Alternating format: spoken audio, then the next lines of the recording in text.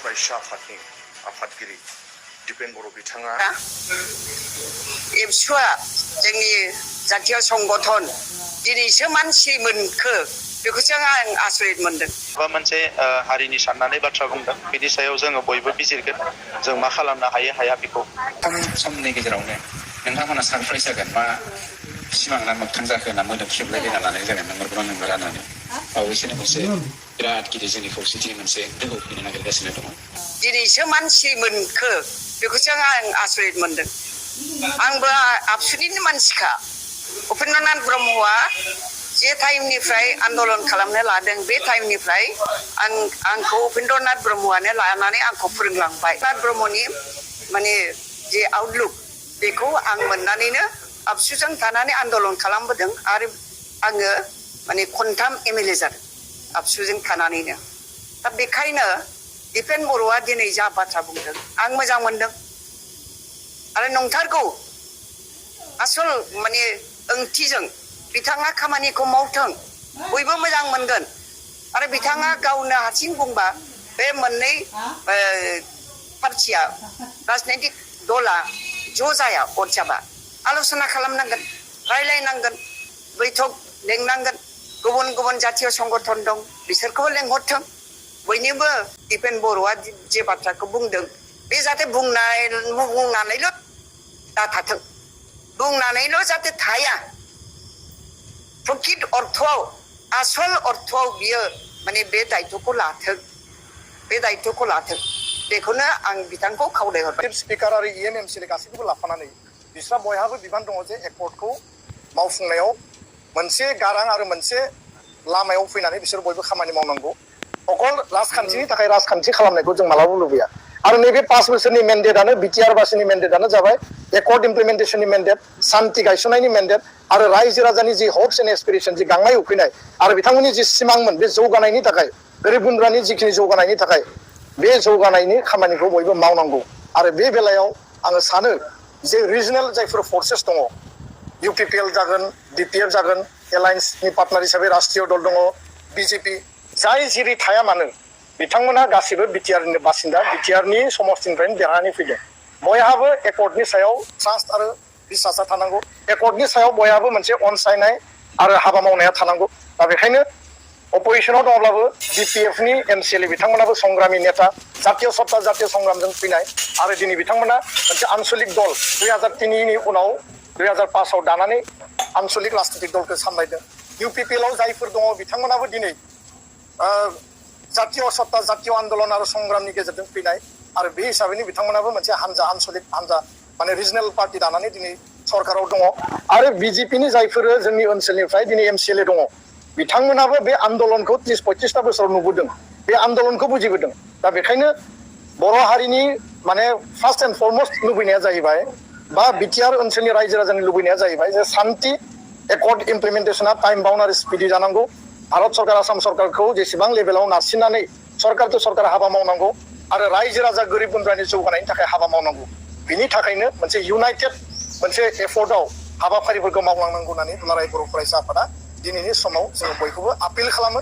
राजखान्थिनि नामाव राजखान्थि खालामनायखौ जों लुबैया आरो अकल पावार पलिटिक्स खालामनायखौ जों लुबैया। पावार पलिटिक्सनि थाखाय नैबे 5 बोसोरा नङामोन आरो बेखौ जोङो मालाबाबो हास्थाया।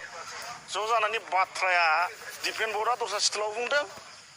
BPFनि भाइस प्रेसिडेन्ट कास्टम मुसाहारि बिथाङा दस्रा स्टाइलाव बुंदों। दिपेन बर'आ बुङाखैदि बर'आ लकेल पार्टि ज' जानानै इलेक्सन गेलेनांगौ होननानै दिपेन बर'आ बुङाखै। जोङो बर' जाथिया अलखद समाव सफैबाय ओंखायनो जोङो साफ्रोमबो संकस्त सुदियानि जेसेबां बर'फोर दं बड'लेण्डआव बेसेबां बर'फोर दं ज' जानांगौ होननानैसो बिथाङा बुंदों। पार्टिखौ ज' जानो थिनाखै बियो हारिखौसो ज' जानो थिनदों। दिनै बेखौ राजनीतिनि मानसिफ्रा राजनीति भाबै लांदों।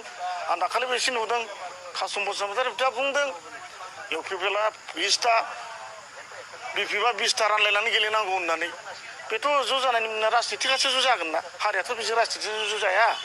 दाख्लै जदों जों कोर कमिटि आरो बेवहाय जों गोबां खोथा सावरायदों माने एलायन्सआव केन्द्र सरकार एलायन्सआव राज्य सरकार आरो एलायन्सआवनो जोंहा काउन्सिल सरकार जादों। दा राजखान्थियावथ' गोबाङानो गोबां खोथा बुङो गावबा गावनि पार्टिनि पलिसि थायो डिसिसन थायो बेखौ बुङो जोंबो जोंनि पलिसि डिसिसनजों जोङो थांगोन। आरो खोथाया जाहैबाय मा बिटिसि ओनसोलाव थांनाय 40 बोसोरसोआव जों नुदों जे जोबोद गाज्रि थासारिजों जों फैदों दा बे थासारिखौ बयबो नाजानानै मोजां खालामनो हादों बे थासारिया जाहाथे गाज्रि जाया आरो जौगानायनि जि मोनसे गोदान धारा फैदों बे जाहाथे सोलिबाय थायो बेखौनो जोङो लुबैयो বিটিআর এটা আমি শান্তি চুক্তিৰ যোগেদি অধিক উন্নয়নৰ এটা মুখ আমি পালোঁ তো এই যে এটা ব্যৱস্থা সেই ব্যৱস্থাটো চলাবৰ কাৰণে যিহেতু বিটিআৰ এখন সৰু কাউন্সিল তো ষ্ট্ৰিকচিডেল কাউন্সিল আৰু ইয়াত এই আন্দোলনৰ পটভূমিত আন্দোলনৰ নেতৃত্ব দিয়া এই সংগঠনৰ মুৰব্বীবিলাকে আজি ৰাজনৈতিক দলত তেওঁলোকে কাম কৰি আছে হাগ্ৰমা মহিলাৰী ডাঙৰীয়াই হওক প্ৰমোদ বড়ো ডাঙৰীয়াই হওক তো ঘৰখন এটা সময়ত এটা আছিল একেলগে আন্দোলন কৰিছিল ৰাজনৈতিকভাৱে বিভক্ত হৈ গ'ল সেই পৰিবাৰটো থানবান হৈ গ'ল দুভাগ হৈ গ'ল তো আজিৰ তাৰিখত আমাৰ এইটোৱে আহ্বান যে 2015 চনত যি প্ৰক্ৰিয়া আমি আৰম্ভ কৰিছিলোঁ প্ৰমোদ বড়ো ডাঙৰীয়া হাগ্ৰমা মহিলাৰী ডাঙৰীয়া সেই সময়ত আলোচনা কৰিছিল আন্দোলনৰ স্বাৰ্থত চুক্তিৰ স্বাৰ্থত আহি 2020 চনৰ শান্তি চুক্তিৰ পিছতো আকৌ পুনৰ আলোচনাত মিলিত হৈছিল তো এইটো সম্ভৱ হৈ নুঠিল তো পুনৰ আমাৰ এইটোৱে আহ্বান যে সৰু এটা কাউন্সিল চলাবৰ কাৰণে UPPL জন্ম হৈছে BPF জন্ম হৈছে দুইটা নেতৃত্ব বা দুয়ো ৰাজনৈতিক দল একত্ৰিতভাৱে তেওঁলোকে আগুৱাই যাব পাৰোঁ নেকি এই ঘৰখনত যদি আমি সদায় মানে কাজিয়া পেচাল হৈ থাকে তেতিয়া ঘৰখনটো ভালকৈ নচলিব তো এই প্ৰক্ৰিয়া আধৰুৱা হৈ থকা প্ৰক্ৰিয়াটো সম্পন্ন কৰিব লাগে মই কোনো ৰাষ্ট্ৰীয় ৰাজনৈতিক দল বা আঞ্চলিক কোনো দলৰ মই বিৰোধী নহয় এই বিটিআৰ সৰু এই কাউন্সিলত জন্ম লাভ কৰা দুইটা ৰাজনৈতিক দল জাতীয় আন্দোলনত দি অহা নেতৃবৃন্দ হয় তেওঁলোকৰ জাতীয় সত্তা আছে বুলি মোৰ দৃঢ় বিশ্বাসী তো ইয়াৰ কাৰণে জাতীয় নিৰ্মাণৰ কাৰণে বা জাতিৰ জনগোষ্ঠীক আগুৱাই নিয়াৰ কাৰণে বিটিআৰ শান্তি চুক্তিক আখৰে আখৰে ৰূপায়ণ কৰিব লাগে বা শান্তি স্থাপনৰ যি এটা সপোন সেইটো বাস্তৱত কৰিব লাগে তো তাৰ কাৰণে দুয়ো ৰাজনৈতিক দল যদি একেলগে বহি ফৰ্মুলা এজেণ্ডা তেওঁলোকে যদি যোনটো আধৰুৱা হৈ আছিল সেইটো যদি বাস্তৱত ৰূপায়িত কৰিব পাৰে আৰু তেওঁলোকৰ স্কপটো অকল বিটিআৰতে মানে ৰাজনীতি কৰা বা তেওঁলোকে সেইটো চলোৱাৰ স্কপটো আছে মানে বেলেগত তেওঁলোকৰ নাই তেওঁলোকে ৰাজ্যিক পৰ্যায়ত অসমখন চলাব নোৱাৰে তেওঁলোকে দিল্লীত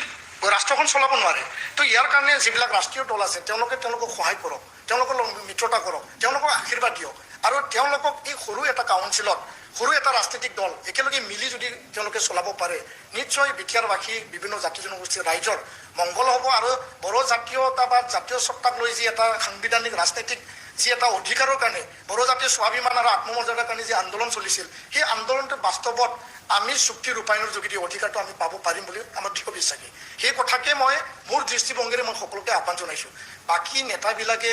আলোচনা কৰিব লগ হ'ব বা তেওঁলোকৰ সেই আহ্বানৰ প্ৰতি কি সঁহাৰি জনাব নজনাব সেইটো তেওঁলোকৰ কথা জাতীয় সংগঠনৰ দায়িত্ব হিচাপে আমি এই ঘৰখন ভাঙি থকা